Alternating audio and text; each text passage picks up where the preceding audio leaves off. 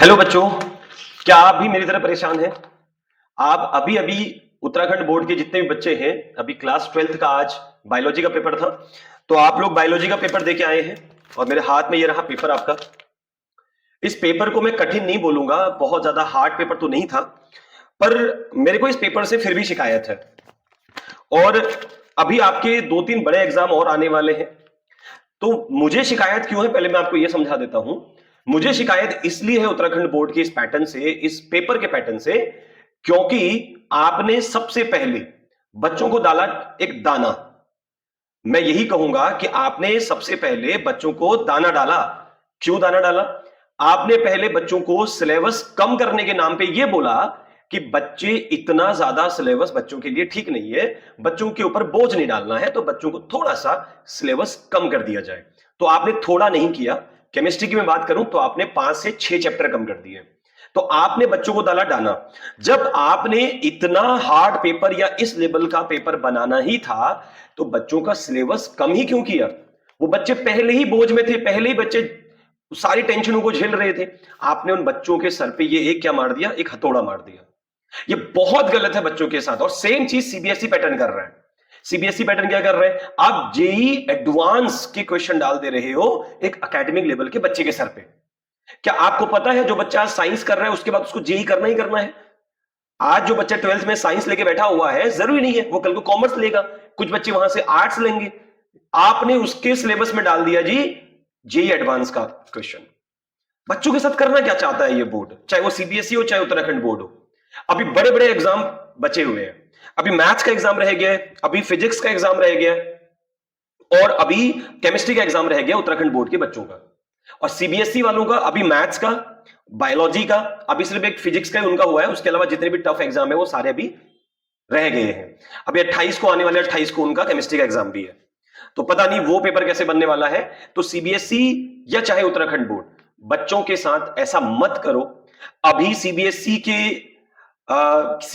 इस बिहेवियर के लिए, सीबीएसई के इस पैटर्न के लिए हमारे दो बहुत ही सम्मानित शिक्षक जो हमारे हैं, मैथ्स के टीचर हैं, ऋतिक सर, उन्होंने पीआईएल जो है वो डाल दी है सीबीएसई के लिए। यानी एक जनहित याचिका जो होती है, उसमें पूछा गया है भाई ये डिफिकल्टी का लेवल ऐसा क्यों?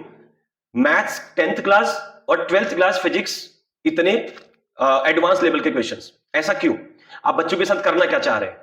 तो वहां तो जो है वो हाईकोर्ट तक मामला जा चुका है। पर अगर उत्तराखंड का अगला पेपर अगर सही नहीं आता है, तो हम भी जो है इसके लिए फिर आवाज उठाएंगे, क्योंकि ये हमारे बच्चों के लिए ठीक नहीं है। आप बच्चों को या तो पहले से स्टैंडर्ड लेवल में रखो। आप पहले से ही भाई स्कूल्स को बोल दीजिए कि भैया पेपर का जो है ना वो स्टैंडर्ड चेंज होने वाला है, उसके लिए बच्चों को सैंपल पेपर निकालिए और उस तरीके से बच्चों को प्रिपेयर कीजिए, मेंटली प्रिपेयर कीजिए उनको। बाकी वो पढ़ तो रहे हैं बच्चे, पर लेकिन उनकी एक्सपेक्टेशन से ऊपर मत जाइए। जिस लेवल का बच्चे को पता है, एक अच्छे से अच्छा बच्चा भी बोल रहा है कि पैटर्न जो है वो बहुत चेंज हो रहा है, तो ऐसा ना करें। मैं सभी बच्चों से भी बोलना चाहता हूं, बेटा कुछ ना कुछ अपनी कॉपी में जरूर लिख के आना। अपनी कॉपी को बिल्कुल भी ब्लैंक छोड़ के मत आना। अगर हमें लगा कि अगला पेपर भी आपका इसी तरीके का कुछ पैटर्न का बन रहा है, तो हम उसके लिए आपके लिए आवाज उठाएंगे। हम आपके साथ खड़े हैं, आपके साथ थे, हैं और हमेशा रहेंगे। पूरा जितना भी टीचिंग स्टाफ है ये सारा आपके साथ खड़े हैं।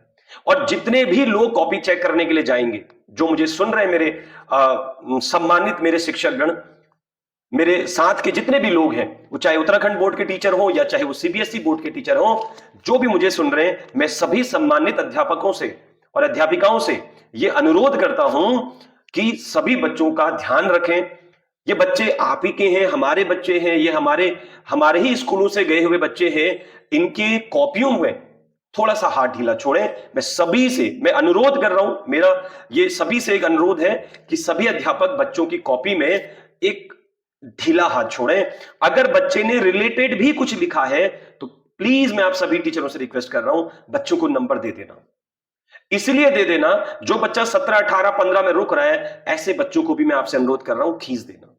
हो सकता है वो बच्चा अच्छा था पढ़ने में, पर लेकिन ये पैटर्न की वजह से वो कहीं ना कहीं मार खा गया। तो इस पे तो बच्चे की कहीं ना कहीं कोई गलती नहीं है। बच्चे बच्चे तो इसमें निर्दोष हैं। तो मैं उन सभी बच्चों के लिए, मैं इन सभी टीचर से रिक्वेस्ट कर रहा हूं कि मार्किंग थोड़ी ढीली रखिएगा।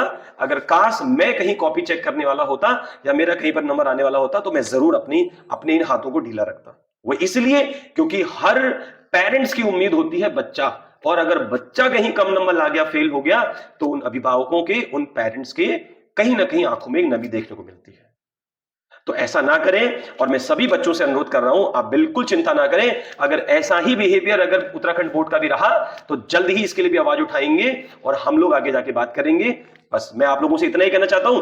और जो अभी बच्चे पेपर देके आए हैं उनको घबराना नहीं है, अच्छे से अपनी तैयारी करनी है, और जिस भी एग्जाम को आप देने जा रहे हो ना बेटा, आप उसमें ब्लैंक कॉपी बिल्कुल नहीं छोड़े, कुछ ना कुछ रिलेटेड करके आए, छोड़ना नहीं है, छोड़ने का मतलब जीरो। और अगर रिलेटेड भी लिख के आएंगे तो बोर्ड से सीधे आदेश होते हैं टीचर्स को भी कि भाई अगर रिलेटेड भी बच्चा लिख रहा है तो एचई बोलता है कि भैया नंबर दो बच्चे को।